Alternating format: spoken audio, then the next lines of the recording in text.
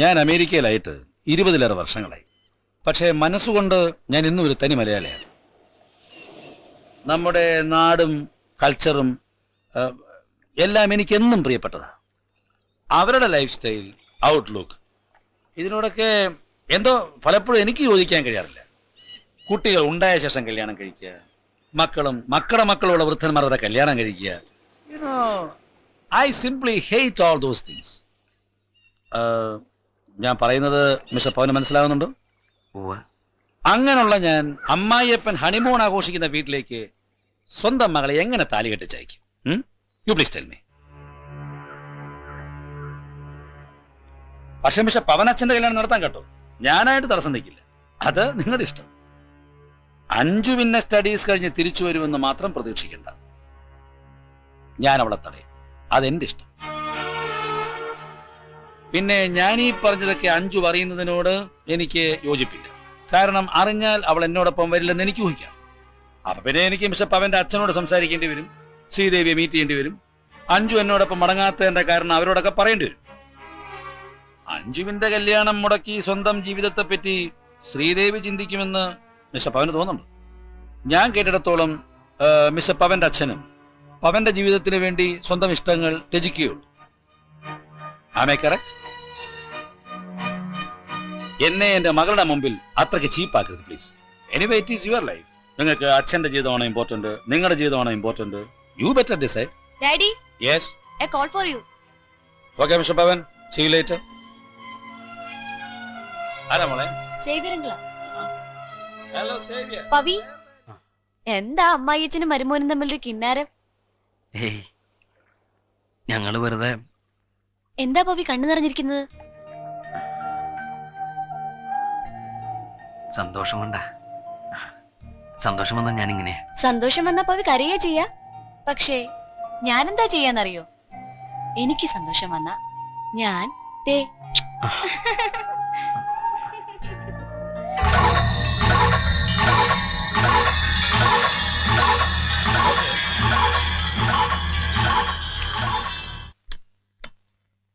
ഇതൊരുമാതിരി നാണം കെട്ട ഏർപ്പാടായി പോയില്ല അച്ഛാ.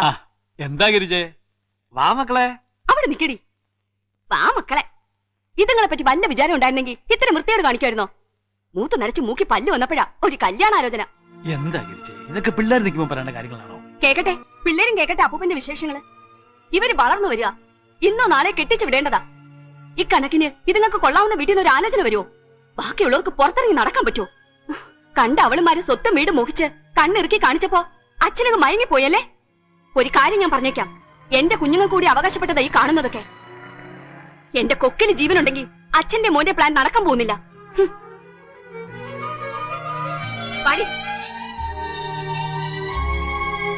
എന്താണ് എന്താ എടുത്ത് തിരുമുമ്പി ബോധിപ്പിക്കേണ്ട കാര്യമില്ല. പറയാനുള്ളതൊക്കെ അവിടെ പറഞ്ഞിട്ടുണ്ട്. നടക്കടി.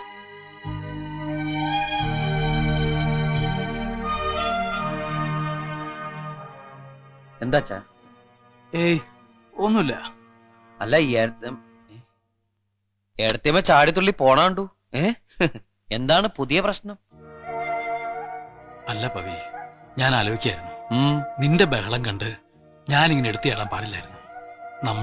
നമ്മുടെ കാര്യം മാത്രമേ ആലോചിച്ചുള്ളൂ. ശ്രീകുട്ടി മായൊക്കെ വളർന്നു വരികയല്ലേ. വയസ്സുകാലത്ത് ഇയാൾക്ക് ഇത് എന്തിന്റെ ഏനക്കെടാന്ന് ആര് കേട്ടാലും തോന്നും. ഓ, അതാണ് കാര്യം. ഇപ്പോഴല്ലേ മനസ്സിലായത് ആ പെണ്ണുമ്പോൾ എന്തിനും ഇങ്ങോട്ട് കെട്ടിയിരുന്നില്ലേന്ന്. അവള് പറഞ്ഞതിലും കാര്യമുണ്ട്. പെമ്മക്കളുള്ള ഒരമ്മയുടെ സ്ഥാനത്ത് ചിന്തിക്കുമ്പോ ആരായാലും അങ്ങനെ പറയൂ. എന്നാൽ ഈ കാര്യത്തില് ആരും അഭിപ്രായം പറയണ്ട. നമ്മൾ തീരുമാനിച്ച പോലെ തന്നെ നടത്തും. അങ്ങനെ തീരുമാനിക്കാൻ വരട്ടെ. നമ്മുടെ വീട്ടിലെ സമാധാനം നശിപ്പിക്കുന്ന ഒരു കാര്യത്തിനും ഞാനില്ല. അച്ഛതെ, ബാക്കിയുള്ളവർ കഷ്ടപ്പെട്ട കാര്യങ്ങൾ എങ്ങനെയെങ്കിലും ഒരു കരക്കടിപ്പിക്കണ്ട. അച്ഛന്റെ ഒരുമാതിരി. പവി, നീ ഇനി എന്ത് പറഞ്ഞാലും ശരി, ഞാൻ ഇല്ല, വിട്ടരെ. ഇനി ആ വിഷയം ഈ വീട്ടിൽ സംസാരിക്കണ്ട. ഗിരിജ ഇങ്ങനെ എടുത്തിയാടി പുറപ്പെടുമെന്ന് ഞാൻ വിചാരിച്ചില്ല. കിണിജ നാണാവൂല ഏട്ടാ. ഈ ഗിരിജയുടെ ഭർത്താവാകുന്നതിന് മുമ്പ് ചേട്ടനൊരു മകനായിരുന്നു. ഒരുപാട് സ്നേഹം വാരിക്കോർത്തുന്ന ഒരു അച്ഛന്റെ മകൻ. ആ അച്ഛനോടാ ചേട്ടൻ ഇത് ചെയ്തത്. ചെന്ന് നോക്ക്, തകർന്നടിഞ്ഞിരിപ്പണ്ട മനുഷ്യനോടെ. പവി, ഞാൻ പറഞ്ഞിട്ട് വേണ്ട. എല്ലാത്തിനും കൂടെ കന്ന് വാക്കെന്നിട്ട് പിന്നാമ്പറത്തോടെ ആ പെണ്ണുമ്പിള്ള അയച്ച് അച്ഛനെ ചീത്തൊളിപ്പിച്ച് എന്തിനാന്ന് എനിക്കറിയാം. അച്ഛന് പുതിയൊരു ബന്ധം ഉണ്ടായ കിട്ടാനുള്ള അവകാശങ്ങൾ കുറഞ്ഞു പോന്ന് വിചാരിച്ചിട്ടല്ലേ? എങ്കിലാ പേടി വേണ്ട, ഉള്ളത് മുഴുവൻ എഴുതി തന്നേക്കാം. പക്ഷെ അച്ഛനെ മാത്രം ഞാൻ ആർക്കും വിട്ടുതരില്ല. അങ്ങനെ ഒരു അവകാശം പറഞ്ഞു ഞാൻ പടി കയറുക വേണ്ട. പവി മേന്നെ ഓ പടത്തിലെ പെണ്ണിന്റെ വരെ കല്യാണായി. മേന്നെ മേന്നെ എന്തടാ വേണ്ട ആയ് കള്ളം കിടന്ന് ഉറങ്ങ.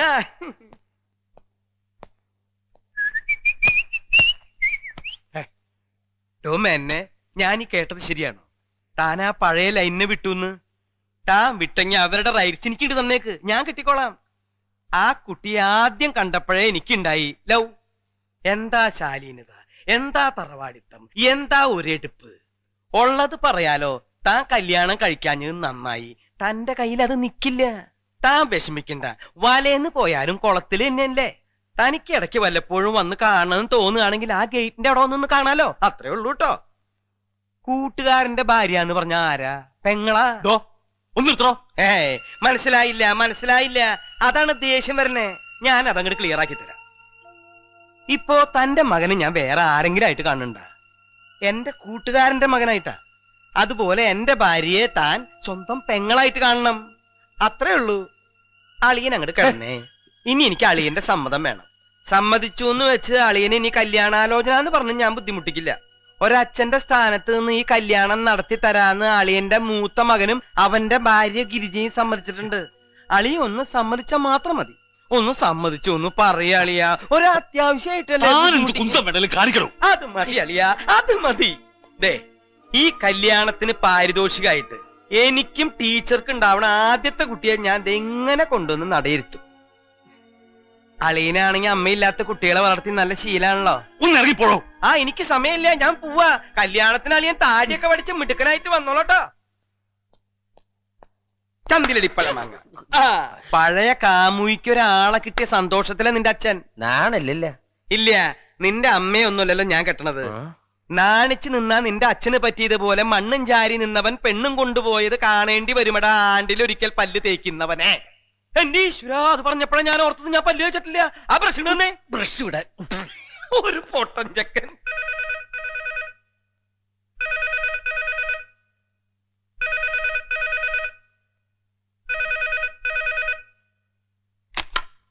ഹലോ, അഞ്ജന, എന്താണ്?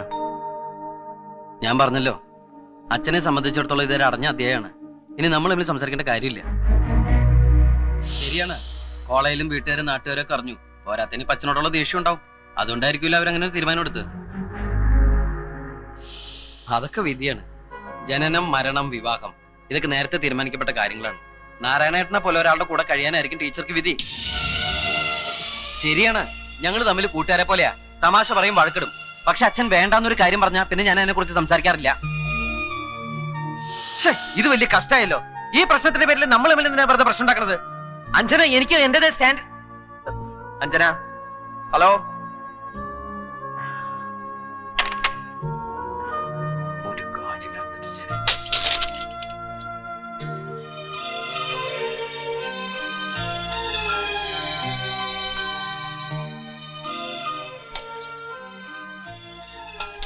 എന്താ അച്ഛാ? കയ്യിന്ന് താഴെ പോയതാ. അച്ഛൻ പൊക്കോ, ഞാൻ എടുത്ത് കളഞ്ഞോളാം.